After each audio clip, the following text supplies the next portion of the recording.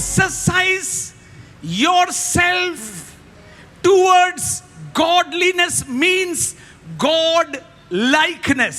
ദൈവത്തിന്റെ ഭക്തിക്കൊത്തവണ്ണം അഭ്യാസം ചെയ്യുക എന്ന് പറഞ്ഞാൽ ദൈവത്തിന്റെ രീതിക്ക് അനുസരിച്ച് Exercise yourself. നിങ്ങളെ തന്നെ അഭ്യസിപ്പിക്കുക. ശരീരത്തിന് വേണ്ടി പലതും ചെയ്യുന്നില്ലേ, ഇനി അകത്തെ മനുഷ്യന് വേണ്ടി ചെയ്തേ. Exercise. നിങ്ങളെ അഭ്യസിപ്പിക്കുക. When you go to a gym, നിങ്ങൾ ഒരു ജിമ്മിൽ പോയാൽ there is an instructor. അവിടെ ഒരു പരിശീലകൻ കാണും. He makes you do exercise. അവൻ നിങ്ങളെ പരിശീലിപ്പിക്കും. Today he will give 10 kilos. നിങ്ങൾ 10 കിലോ ഇന്ന് എടുത്താട്ടെ, അത് പൊക്കിയാട്ടെ. Oh, madi. He will next day give again 10 kilo. അടുത്ത ദിവസം 10 കിലോ തരും.